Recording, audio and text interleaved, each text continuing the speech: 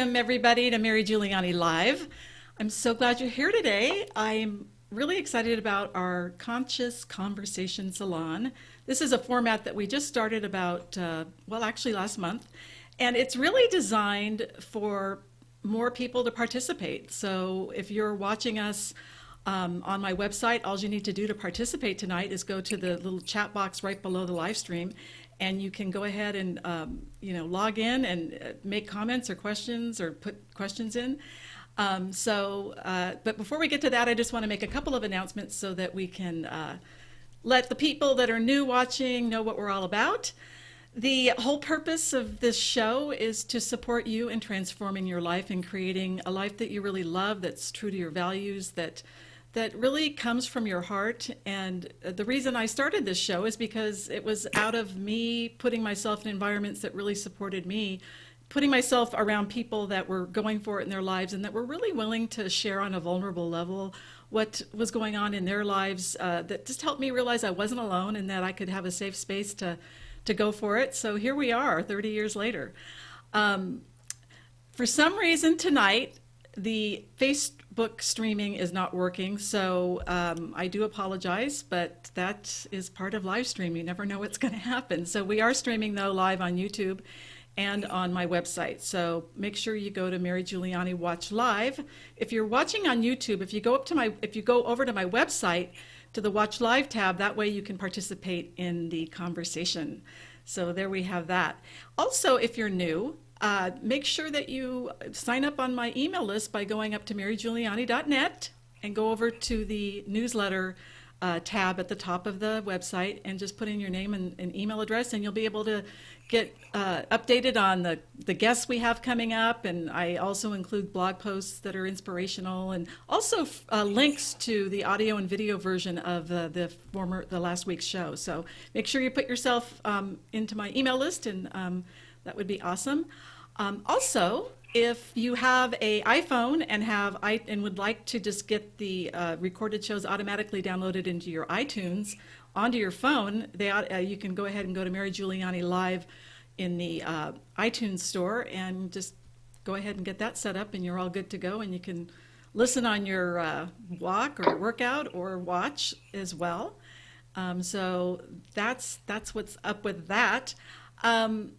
So tonight, I'm really excited because I have my buddy Cari Palmer, who actually was my guest last week. We did a great interview about her story and her amazing story and how she's out inspiring women and men to just go for it in their lives by planting one seed at a time. And so Cari's joining me tonight, since this topic tonight is all about developing healthy friendships and how important it is and how difficult it can be, especially in this day and age. And I actually had interviewed a woman by the name of Shasta Nelson about, 3 months ago. She wrote a book called Friendships Don't Just Happen. And oh my God, this book is so amazing. She really goes into just all the dynamics about friendships and why it's so much more difficult to maintain friendships or make new friendships as you get older, and the amazing benefits of having a strong social network of friends too. So I went ahead and pulled a lot of the questions that I did in that interview for tonight's conversation salon so that we can touch on all these really cool topics around creating new friendships. So I'm very excited about that. And again, if you just logged on, if you would like to join us in this conversation, just go down to right below the live stream on my website, and there's a chat box that you can just log into. You can log into it just by clicking on the Facebook tab, and it'll just automatically log you in, or you can log in with your own login as well. So anyway, okay. So let's see. Well, let's go find Cari. I know she's in here somewhere. She's in this virtual green room somewhere. Oh, wait a second. I got to do one last thing. Actually, Cari, you know what? I have to do something technical, so I'm going to ask if you wouldn't mind if I just cut to you in a single shot, and you can just say, just talk a little bit about you and our friendship, and I'll cut right back to you, okay? On the spot. Hi there, I'm Cari Palmer. Happy to be on Mary's show. Again, it was very fun being on here last week. To go over, Mary and I met on a cruise. It was a Hay House cruise. It was a Speak, Write, Promote workshop that was going on. And I just had to go. I was hell-bent. I had to go on this. It just called me. And so I went by myself and I met Mary, I think probably day 2 of the cruise. And Mary and I really connected. There was another girl too that really connected with us. And we just had this bond. I think everybody going on that cruise, it was pretty impressive because everybody was there looking for their higher purpose. They really wanted to expand their message. And that's what we all did. So when I met Mary and then I met Jess, and we have just continued to be friends ever since that moment. And yes. So this is a couple years later. And I mean, I felt like I knew her forever within just a couple of months. It was pretty incredible. Yeah. So it really was. Mm-hmm. And thanks, Cari, for pinch hitting for a couple seconds there. You never know what's going to happen in live stream. So tonight's topic is all about friendships, and I thought, what a perfect person than my BFF Cari Palmer to have on the call with me.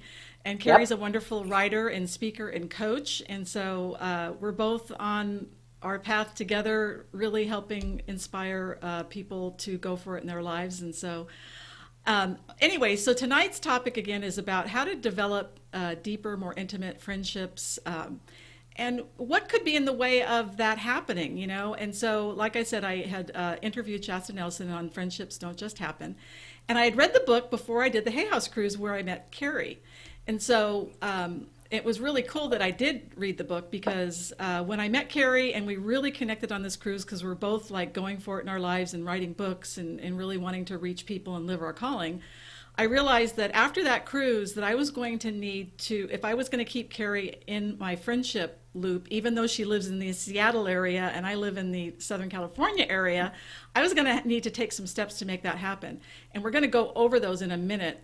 But what I wanted to start with is what's so cool about Shasta's book is that she talks about how the reason why when you get out of like college and like when you're kids, and by the way, jump in anytime, Cari. I will. When we're kids, everything's built in, like in terms of the structures for us to easily make friends. Like we've got our classmates. So every day we're at school with these kids and we get to know them and we play at recess. And so it just automatically happens. Or if you're in a neighborhood where you can play with your, neighbors or whatever. And then when you go into high school, the same thing. You've got the built-in structure. And then when you go into the work world, typically, a lot of people make friends at work because there's that, again, every day, Monday through Friday, you've got these people you get to know and get close to, and, it just automatically happens. Well, what's been going on over the past 10 or 20 years, at least for sure the last 10, is many of us are telecommuting, so we're not in offices, or we're self-employed, or the whole digital connection thing makes you feel like you have a connection, but it actually sort of in some ways sabotages you actually getting on the phone or doing stuff in person stuff because you feel like you already have a connection.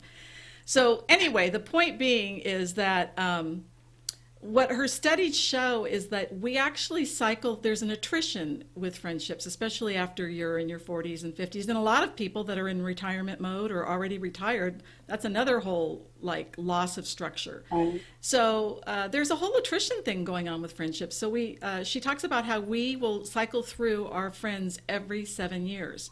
So what that means is if you're not maintaining your existing friendships, you're going to find yourself alone. And actually, studies show that this is just what kind of blew my mind, is that the average adult has just one close confidant, like somebody they can tell their deepest secrets or loftiest goals to, or actually even like the average is like a 0.5. So, I mean, and usually it's your spouse. So if you're having issues with your spouse, it's like, who do you talk to, trouble. So, what is your take on that, Cari, as far as what I just kind of went over? Oh, I totally agree with you. I mean, I know me personally, which I talked about on the show, I completely walked away from, I would say 30 good friends, but it was 30 good friends that I thought were my good friends until I took a step back and looked at the relationship and realized that it was just a pool of drama. That's all it really was for me. And my stepping back, which I was kind of forced out, by just drama. And when instead of reacting and like fighting for my place, and I just stepped back and I just evaluated everything, and I thought, this is not a place where I belong anymore, because I stopped growing when I was with this group. And so I literally walked away. And then I was somebody with zero friends for a long time. I spent hours and hours and days alone and just kind of reevaluating my life and starting my growth path all over again. And I really actually going from all those friends with drama to zero friends that I mean, there was like some people that I knew, but it was like, I felt better being alone than I did in that group. And then since then, like meeting you, and I've got literally, I could say just a teeny amount of friends that are my authentic people that I could share everything with. You're one of them. I've got a couple in the groups that I'm part of, but it's a quality friend. It's so different than anything I had before. I'm authentic 100% with these people. Right. Totally. I completely can relate. Well, you know, I want to say hi to Jane, Jane from Hawaii. She's in the chat area. Hi, Jane. Good to see you. Feel free to make comments and ask questions, and Cari and I are here. Actually, Cari, I met Jane in the chat room at the Kyle Cease event a couple weeks ago. So, really? Hey, Cari. By the way, Cari's been to Kyle Cease too, so we're all like, and I love that. Yep. Okay. Anyway, one of the things Shasta talks about in this book is the first step is to acknowledge that you're lonely. And I remember this came because, you know, to acknowledge that you're lonely, especially to people, can make it seem like there's something wrong with people. Feel like shame about it, like people are going to think there's something wrong with me, or like nobody wants to be my friend because I don't have any friends. And the reality for me is, when I was in my last relationship, which was almost 9 years, and I think this is another thing that gets in the way of friendships, is that the path of least resistance is to hang out on the couch with your spouse at night. It's just the easy thing to do, you know, versus getting up or making plans with a friend.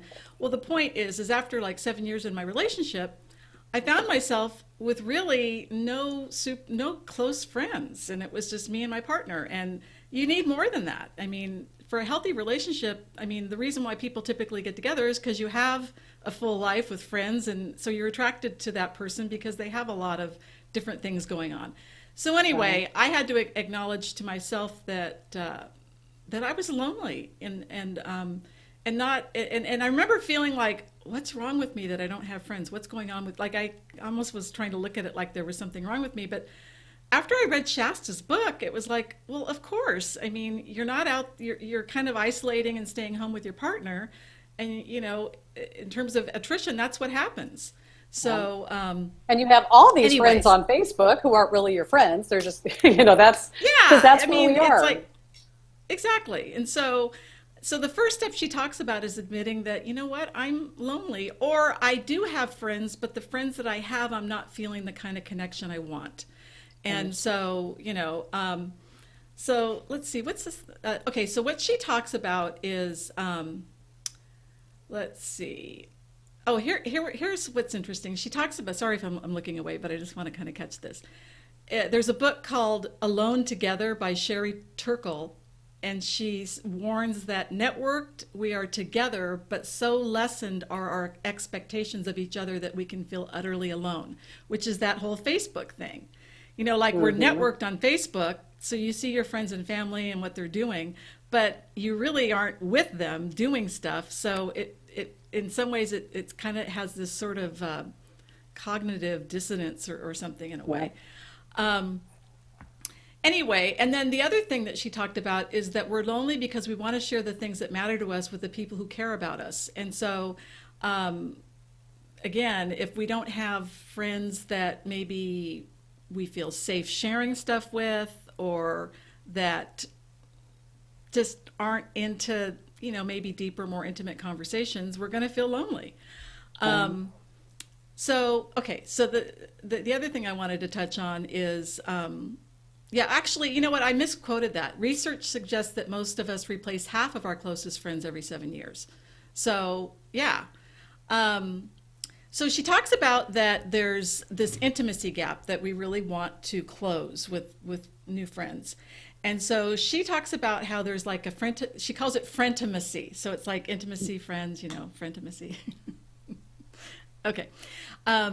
It's the Frentimacy triangle, which includes positivity, consistency, and vulnerability. So those are the three things that you really need to have in your friendships for them to work and for them to move forward. And so what I wanted to mention with Cari and I is that we, well, the cruise that we went on was a Hay House cruise for writers and speakers that wanted to really launch their careers. And part of what we were required to do is connect, not required, but Cheryl Richardson was one of Encouraged. the leaders. Yeah, she's like, you know what, you guys can make friends for life on this cruise. So at lunch, I want to encourage you to grab a couple people and meet with them That for you lunch. don't And know. that you don't know. Yeah, and so thank God That's what we I was did. just walking out of the area of the seminar, and Carrie and Jess were like, "Hey, why don't you join us?" And I'm like, "Okay." So we're on this cruise, this Alaska cruise, a beautiful, environment on this cruise, but we're supposed to work on this little assignment that we had for our seminar, and so we were talking about it. And it was like, I would say within, I don't know, 20 minutes or 15 minutes, I remember looking over at Carrie, and I shared something really vulnerable that she was like, yeah, me too. And remember, Carrie? Anyway, I it was it was about relationship stuff. Anyway, okay. yeah. And so I was like, and I was like, oh my God. And so, in other words, the point is that I got vulnerable, and I felt like I had somebody that really kind of understood me and where I was. And so we started talking about things. So the point is that you do have to be vulnerable. And for a lot of people, that's not comfortable, I mean, what is your take on vulnerability, Carrie? I think for most people it's not comfortable. And I think it has a lot to do with this, every 7 years that we kind of rotate our friendships, because I think that's kind of a window that if you're continually growing as a person, then Right. you're going to outgrow friendships that aren't growing at the same time. Right. If you're growing and your friends aren't, you can't connect at that level anymore. You have to find yourself people Right. who are like you. And that's how I Exactly. think we were all on this cruise. We were all like movers and shakers, and we're all in this room. I mean, you just felt the energy in that room. And so, Yeah. I mean, I think it was destined to find good friends if people actually put themselves out there like we did. And I'm so glad we did, because it's like it was automatic comfort, and it was ease, and it was a trust. Totally. It was just there automatically, and you just don't find that. And I think with what you've said too, with the way the world is today, most people are entrepreneurs. They work out of their home. They work on their Right. phone. It's so not personal. Snapchat, texting. You just don't even Yeah. hear a voice anymore or see a face. And so it's hard to find that kind of connection for most people. It totally is. And I think, well, you already just touched on it, is that what worked about us connecting was that we both put ourselves in an environment where there were people that had similar goals, you know? And so, and that's a really key piece. So if you're out there watching either the recording or live, think about if you're looking for new friends or you want deeper friendships, think about the things that you're really turned on about, that you're passionate about, Right. whether it's just your hobbies or goals or vocations, and then put yourself in environments where, people like you are out there, and you automatically have affinity, because it's so refreshing to find somebody that is risking and going for it too, or and it may be even like it might not even be so much a positive thing. Maybe you might be going through some kind of an illness or something, and going to a support group for that can be really, really helpful. So anyway, I just wanted to say that. And Yeah. I think with that, it's the same with if you're trying to find new relationships. I don't care if they're intimate or if they're friendships. Go do the things you love to do, things that help you Right. grow, whether it's golfing or Right. climbing a mountain or checking out trains. And then that's where Right. you're going to find people with the same interests. Don't go to a bar to meet somebody that you want to go golfing with. That's not how you meet Exactly. somebody. You have to put yourself in that Exactly. situation and just allow it to come, and have your eyes open. Don't be doing this, because you're not going to see anybody Yes. around you. You're not. Right. Exactly. Exactly. Put yourself out there. Cool. Well, so then the first step is acknowledging that, yeah, I'm feeling this sort of loneliness, and then the second step is putting yourself out there in environments where people have stuff in common with you. And by the way, meetup.com is an amazing place to find like-minded groups. In fact, Cari, you have a great, isn't that how you found your group out? Oh yeah, there's a couple I'm part of up here. Yeah, it's awesome. Whatever you're looking for, just look for it and you'll find it within 10 miles of your house. You will. And it's free. So if you just go to meetup.com and you register, just put your name and password for free and put in whatever it is. If it's a women's empowerment theme you want to get into, you'll find groups within 5 miles from your house, like, or 10 miles. Or if it's any kind of a like illness support group, or if it's hiking, adventure, because I was group, whatever. I was part of all kinds of different hiking, climbing, backpacking, all these groups. Just get out and go. Go be part of nature. Yeah. So I'm part of a lot of those as well. Yeah, and so it's like there is so much support out there if you are willing to take the steps to do it. And and that's the main thing is you really do need to make a commitment. And the thing, and then the other piece that Shasta talks about in her book is the other part of the triangle is positivity. So she talks about how that you need to outweigh the negative energy 5-to-1 in your friendships. So many of the friendships that I don't have anymore, I don't have because there was a lot of negativity, you know what I mean? And it was draining. And it's not to say that I don't want to be, I think there's a difference between being there for somebody and being that empathetic, compassionate friend. And then there's where it crosses into the person isn't really willing to maybe make changes and it's sort of a draining thing. So what's your experience like that with that? When that's all you hear from a friend? Yeah. I mean, I had a friend once that we were really good friends. I mean, I just love this person and we were involved in a lot of the same things, but all of our conversations were about, woe is me, this is miserable. And I was like giving all the best advice I could because clearly something had to change. It's not like, I'm not saying, hey, do this. I'm just suggesting if you want to make your life feel better, I recommend, and it never, ever happened. And you just can't take it. It sucks the life out of you. And so that's when your energy is not at the same level as theirs. You have to part ways. They're not going to change. They have to be willing. And you just can't stay in that situation. That's any relationship. Right. Well, and, I mean, I think there are certain types of people that may be open to feedback about that. Like, a lot of people, I think, don't even realize that they're kind of in a victim mode. But so if you really value the friendship enough, I think it's worth saying, I really care. The way I like to bring stuff up with friendships that might be there might be some conflict or the person might feel hurt or whatever, is I like to open it up with something like, I really care about our friendship. And so when something comes up that I know is pushing a button for me or making me want to step away, I really want to bring it up to you because I don't want it to get in the way of our friendship. And so I've just been noticing that there's been a lot of negative, I'm feeling uncomfortable with the level of negativity that I'm hearing from you. And I want to be a supportive friend, but it feels like sometimes I'm feeling like I'm being dumped on, so what is your feeling? Just bringing it up. I mean, and that point, it's like they either are just like, they're like, well, I need you to be there for me, or else like, oh my gosh, I didn't realize I was doing it. And that's like you said, it can go one of two ways. And if they've been aware of it and they've needed you to be that sponge to take all their stuff, and you don't want to be that sponge anymore, that's when you know. But if they are, shocked and like, oh my God, I didn't realize that it's not a reciprocal friendship, then it's an eye opener, and then they probably will try and work on that. But you have to bring it to their attention, because if they're not going to listen, you got to move on. If they get really defensive and it's like, well, you're some friend you are, or trying to like guilt you or, like try to shame you or whatever, then it's like, obviously that person's not interested in looking at what's going on for them. So no, because it's always been about them. They're so in their head that they're going to constantly it's going to be regurgitated constantly, and they're never going to want to listen to you. They need somebody just to listen to them. So that's when you find that out. But it's just being open and asking that question and then saying, okay, well, Right, exactly.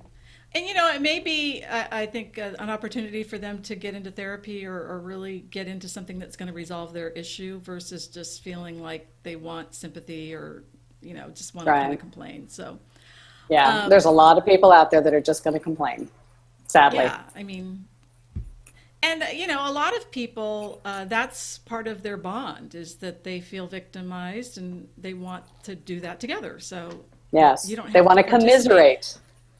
And I think the thing about that too is what I came up for me in my life is I used to feel really guilty when if I let go of a friendship because I thought the person would be hurt because I was at a stage in my life where I still felt responsible for their feelings.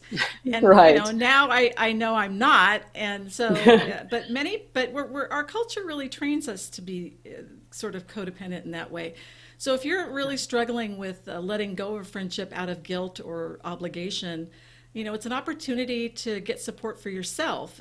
Like Codependence Anonymous is a great group. It's a free group you can go to, or reading books on codependency and really learning that you aren't responsible for other people's feelings and that your energy is sacred and that you deserve to put yourself in environments where, there's some equanimity, in terms of your friendships. Yeah. The other thing she talks about is consistency. And this is so key. Like, for example, with Carrie and I, we made a commitment, like right after the cruise, that we were going to have a Skype call every 2 weeks. And we did it faithfully every 2 weeks. Because, and honestly, Carrie, if I hadn't read this book, I would have maybe not done that. And you Really? probably would have faded away and I would have, or whatever. You know what I mean? Yeah, but I wasn't going to Because, let you either. So yeah, I mean, oh, but okay, that's good. the type of friendship we No, have. Yeah, you right. have to But, like but the put it point, out there, schedule it. yeah, exactly. And so I think a lot of us don't realize how much well-being friendships bring to our life, and we allow ourselves to our time schedules to get like run over by other people's demands. Like Yeah. whether it's family or work or whatever, and you know, it's like if you're working overtime all the time or if you're a slave to your kids or whatever it might be and then you're not taking care of yourself and you're hating your life, I mean, what's the point? Right. And so I think a lot of people say, well, I just don't have time for friends. And who, I don't even know who said this, but it was really powerful. When you say you don't have time for something, you really need to just own that you're choosing a higher priority and take a look at your priorities, Yeah. and we all get to choose where we spend our time. And Yeah. so, absolutely. So, And go one ahead. thing with me, it's like sometimes friends happen because of what you're doing. Like you said, work friends, and you have other friends. Like when I had my daughter, though, I had all these moms that I met, and those became Uh-huh. my friends. And it's like because you got to have the play groups and the play dates for the kids to Right. be socialized. And so that was really important. And that was kind of the big group of friends that I walked away from because the Right. kids were growing up and their needs changed. So they were no longer hanging out, any of them. They all went their own directions. So now it's all these moms together. And you have to look Mhm. at it and think, okay, we were together because of the kids. The kids are Right. moving on. And it's like, is this the relationships that I need? Is this quality? Is this where I want to spend my time? Because at that Right. point, I was an active person. I wanted to go do other things. And this group didn't do the stuff I like to. So it was a good Right. fit for me to walk away and just allow myself to allow the right people to come into my life. And oh, they have. Absolutely. When you allow it, it definitely happens. Well, actually, Kyle Cease was saying this at the last event I was at. He was saying that his manager said there's a huge power in the power of no. In other words, when you say no to somebody's invitation, it opens you up to other things. But if you Yes. keep your schedule like locked in just because it's a habit, or like, well, I've Hmm. had lunch with this friend every Tuesday at 12 noon for the past 5 years, and even though you might not like it, you feel guilty or don't Yeah. feel comfortable saying, I think I just need to, maybe we should just Switch get things up together a little maybe every. bit. Yeah.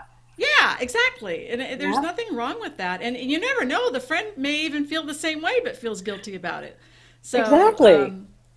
yeah. And Yeah, we so, all evolve. We keep evolving. You can't be stuck in the rut. You've got to, right. yeah. Yeah. So yes, consistency is super, super key.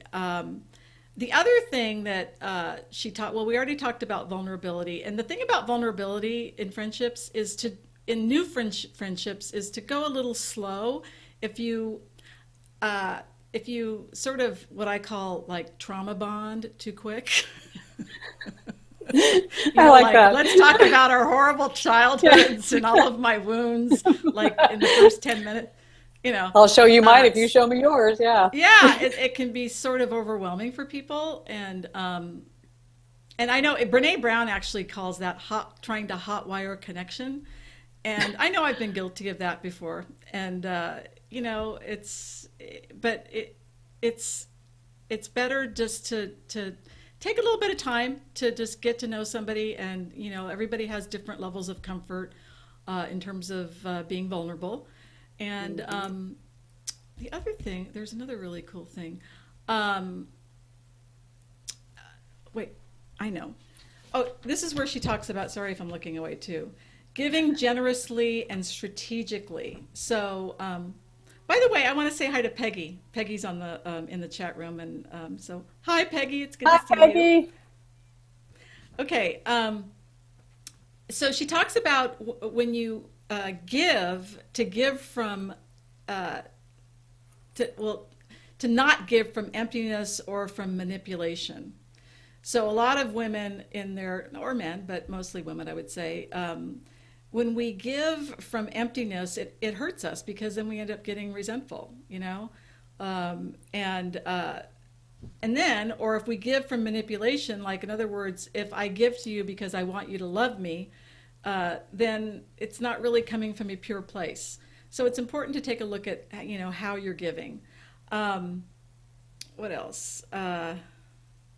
This is a great tip too. Shasta talks about, one of my closest friends and I have a spoken agreement.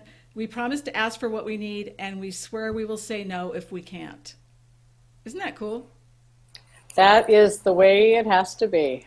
Yeah. Yeah. It's like, yeah. So, again, this is sort of that whole thing about feeling like, oh, she's my friend, so I should do something I really don't want to do because she's my friend. But nobody really I mean, if you really think about it, who really wants somebody to do something for them when they really don't want to do it? Nobody really does. You know what's so sad? It's people do all the time. I mean, just a little aside, but like in relationships of all kinds, like there was this boy my daughter was dating and she broke up with him and he pleaded on his knees, please stay with me.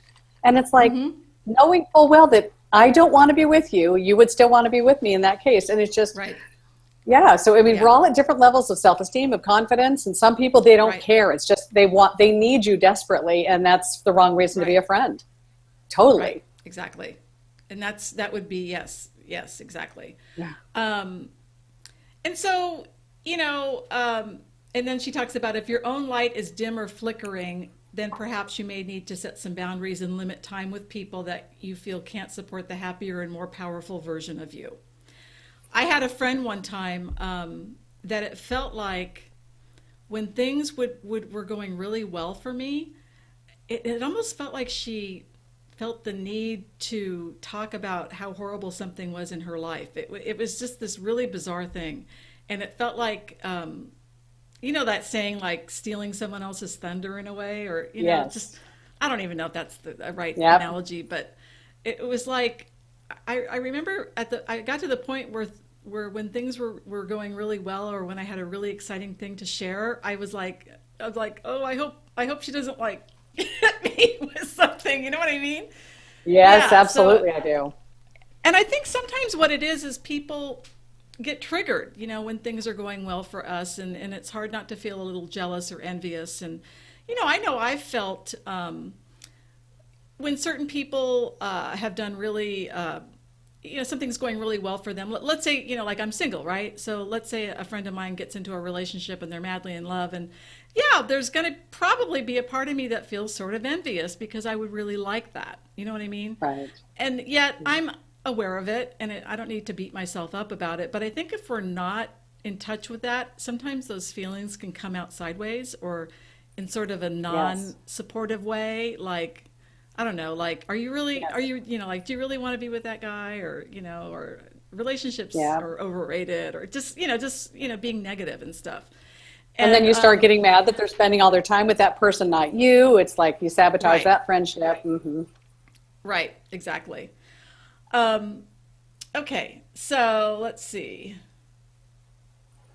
Actually, this is a really good, interesting thing too. She says that this is on the consistency thing, that even with those who feel they have time for friends, they say that their friendships suffer because their friends don't make time for them. And, I think it just, again, comes down to people almost look at friends like their second string in a way, or, you know what I mean? Like, well, my husband or my girlfriend or my kids are priority. And, that It's like, I expect you to be there when I need you, but yeah, not other times I've got my other things I'm doing. Yeah. So the point is that you really do need to make them a priority, It's an investment. Friendships are investments. Totally. You have to put as much in as you expect to get out. Yes. And Jane says, any true friend will celebrate your wins. Yes, I completely agree, Yes. Jane. Yes. Yep. Totally. And I think if you do have a friend that doesn't celebrate your wins, I think if you really value the friendship, it's another opportunity to say, I just want to share something with you that I'm feeling a little uncomfortable with, and just say, I'm feeling like when I share things that are really exciting for me, that you either don't acknowledge it or change the subject, and I feel really sad and like I'm not important, or whatever it might be. So, and you might bring it to their attention, and it might be an epiphany for them too. Right. Or it might be a conflict and it doesn't get resolved, but what's you the put worst it out that there. can happen? You can lose a friend that doesn't support you. Exactly. I mean, I hate to say it that way, but okay. That's so what you need to do. Next thing, the next thing is conflict resolution. So leaning in. So she talks about anytime there's a fight, an unmet need, a slow boiling frustration, or a repeated judgment in one of our friendships, we have the sacred opportunity to repair it, develop it, enhance it, and grow it before we end it. And I'm just going to share a really minor thing that came up between Cari and I. And I'm at a place in my life where when I have a friendship that I really value, which I do with Cari, when something comes up that kind of bumps me a little bit, it's important to bring it up. So one time I was coming down with a cold, and I was talking with Cari on the phone, and I'm like, oh God, I'm just like, I'm just feeling really crappy. And both Cari and I are into the law of attraction, right? And so Cari said, oh, so what did you do to create that? And it was like, oh. Here I'm wanting just some empathy and compassion, and and it's not that I don't believe in the law of attraction, but there's a place for that too, right?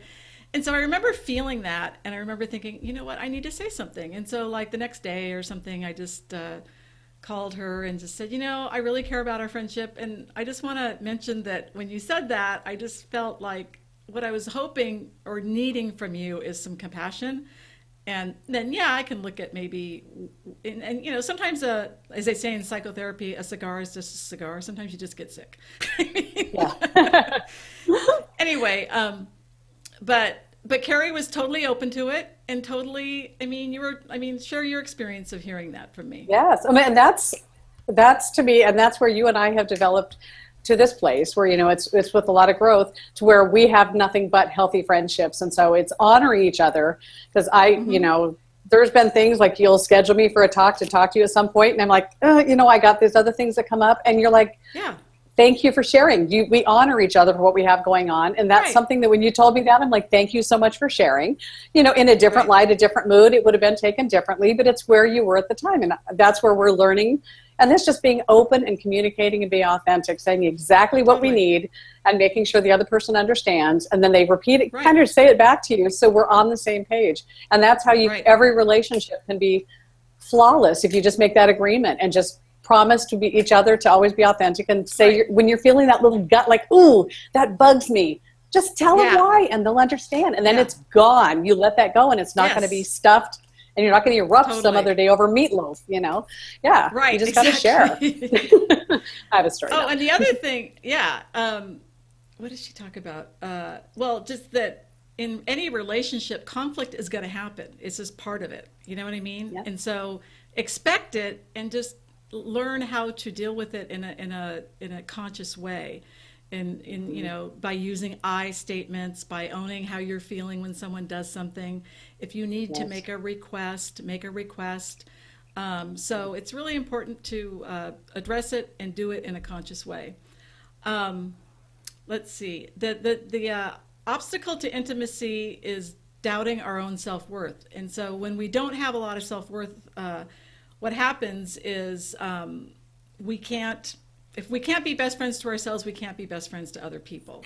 Right. So if I can't be vulnerable and authentic with myself, it's going to be hard for me to be that with you. So doing your own inner work is really key in developing friendships.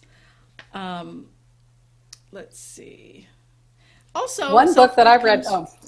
Yeah, go ahead. No, a book that I read recently, some people recommended this to me, and I absolutely love it. It's called The Four Agreements. I don't know if you've read it. Yes, and I actually gave it to my daughter. It's a short little book, and it just talks about 4 things. It gives great detail to practice at being just with friends. Be authentic with your word, or be authentic. No, what is it? Be exceptional with your word. Impeccable. That's where impeccable with your word.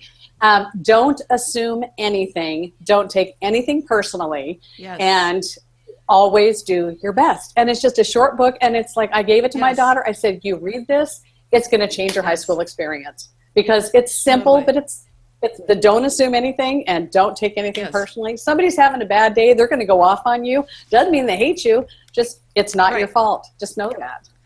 Well, and you know, that's such a great point. Yes, that is such a great point about not taking things personally, because Rhonda Byrne from Fearless Living one time said this, is like, you know, we make stories up about what we think people are thinking.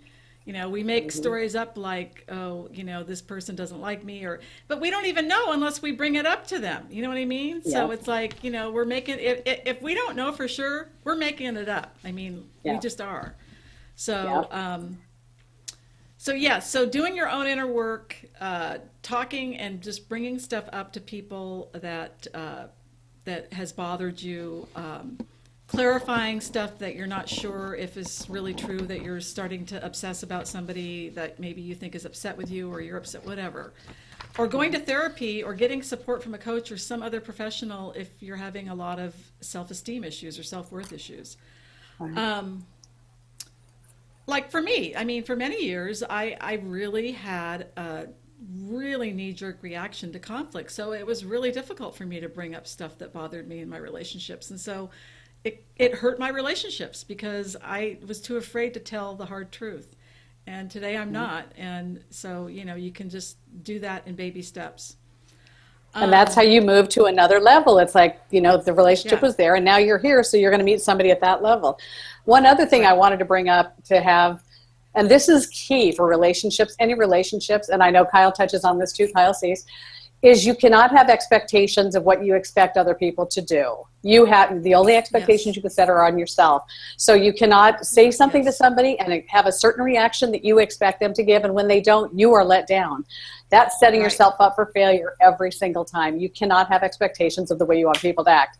Only yourself, and that's the only one. Yes.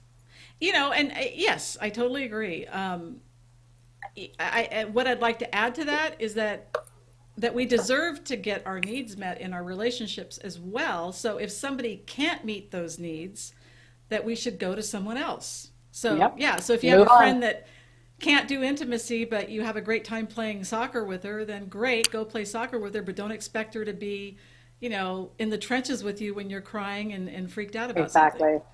Exactly. And, the other obstacle is the fear of rejection. Which is the fear that I'm not good enough. We can practice not focusing on defending ourselves, but instead on being ourselves and choosing not to take things too personally. So I think that's kind of what we just really went over. Mm-hmm. And then we can practice non-defensiveness by asking for what we need. And that's really key too. I think we just talked about that.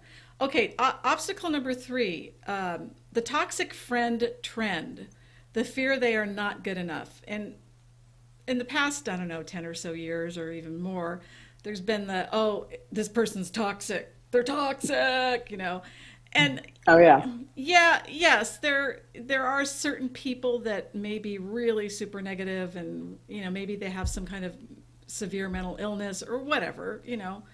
But what she talks about here is emotional health is a broad umbrella that can include such things as emotional intelligence, self-actualization, and spiritual growth. It is a regularly fluctuating continuum, not a set yes or no determination. So she's trying to like help us look at it like, let's freely acknowledge that we don't always present to our friends the most enlightened, healthy, and happiest versions of ourselves. you know, so we're not Yeah. perfect either. So the trick is to judge less, observe more, and continue working on ourselves. So, I think the point here is if we can try to be as compassionate as possible, if we can try to communicate what we need, and ask what they need, and if there's a continual friction or conflict that doesn't seem to resolve, then it's fine to let go of that friendship. Hmm. But I think Right. it's easy to sort of write somebody off really quickly just out of a flip judgment and versus just trying to maybe give them a chance. You know what I mean? Right. Oh, yeah. Oh, yeah.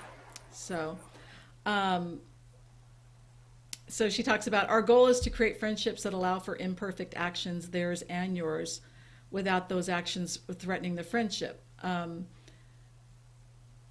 To feel safe in speaking our truth in friendships, we must know that we are not responsible for others' feelings, and this will allow us to say no to requests or put our needs first without feeling guilty. Hmm. So, when is it time to end the friendship versus being understanding?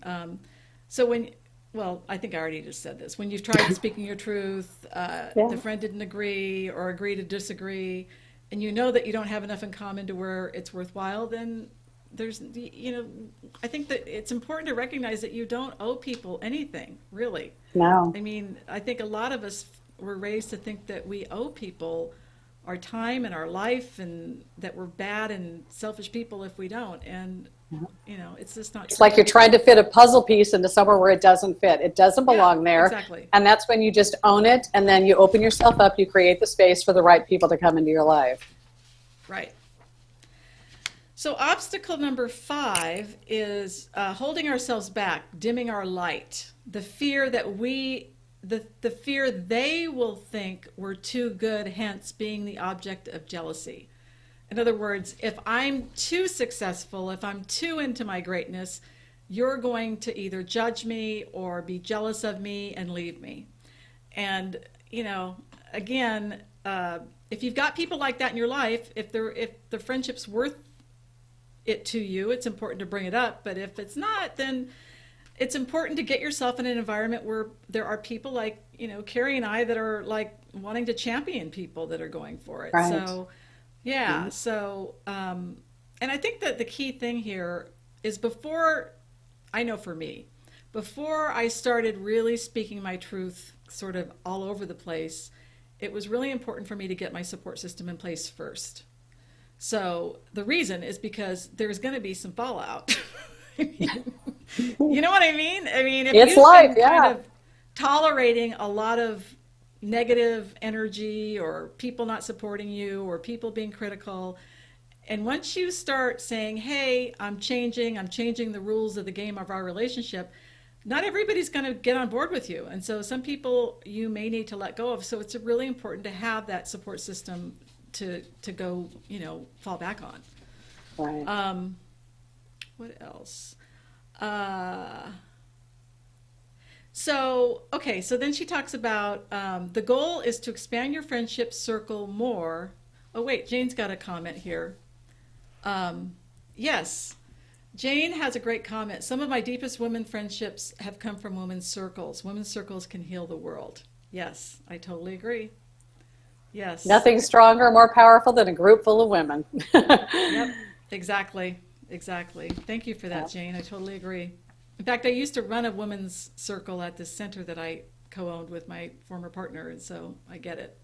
In fact, I was actually thinking of doing something like that here on this virtual live stream platform.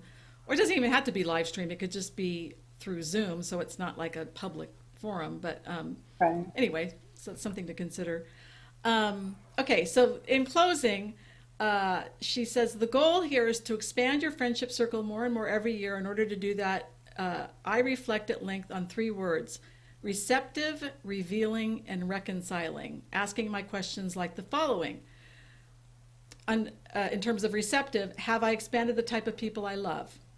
Can I honestly say that I'm more accepting of others than I was last year? Do I show up with less skepticism, judgment, or fear than I used to? And under revealing, am I able to be more vulnerable, more intimate, more real with more people? Am I more willing not to only hear others' stories, but also share my own?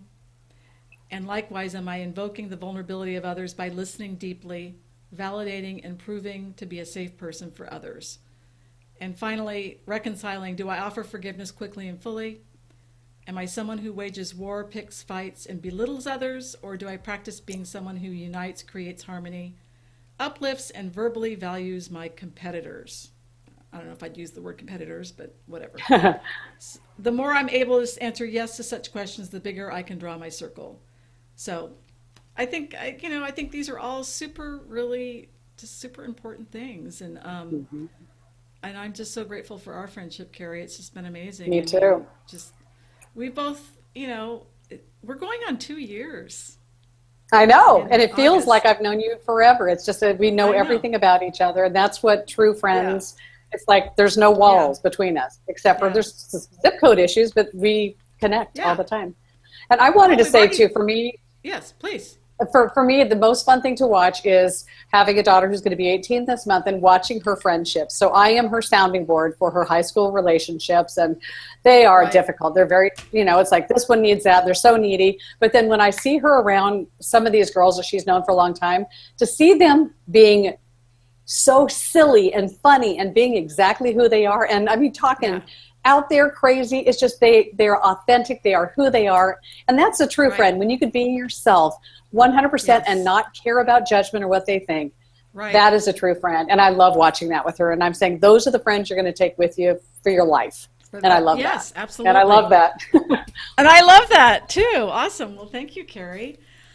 Wow. Well, this has been really fun. I've got a few more announcements, but I'm going to have to say goodbye to Cari now. But Cari, thank you. Bye, everybody. Thank you for my pleasure, being Mary. my Anytime. Friend.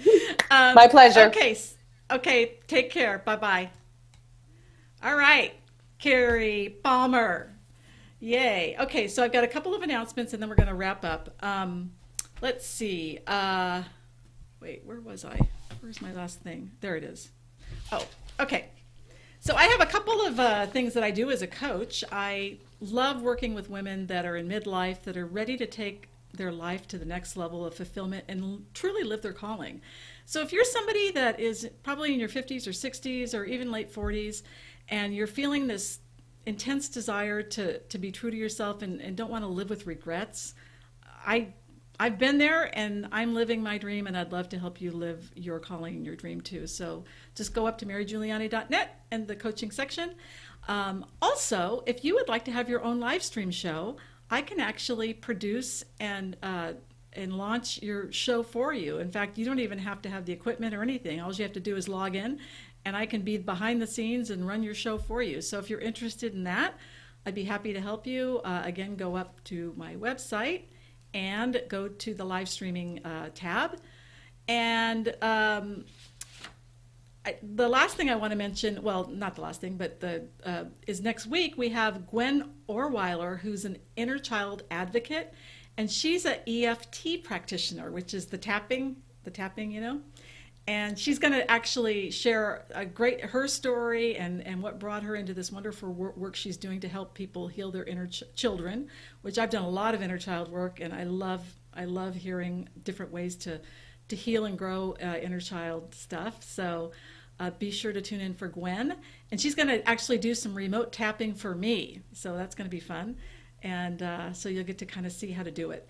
And I think with that, I always like to leave a coaching tip related to the topic. So in terms of friendship, if you're really looking for deeper friendships or more friendships, I want to challenge you to take one action this week to make that happen. So whether it's getting on meetup.com and finding a meetup that's relevant to the kind of friends you want to make, and just making a commitment to going to a meetup, do it. Put it on your calendar and do it. Let me know how it goes. I think with that, think that's all I have. So again, thank you, Cari Palmer, for helping me and being such a great friend. It's been so amazing having someone like you in my life. And with that, have a great week, everybody. We'll see you next week.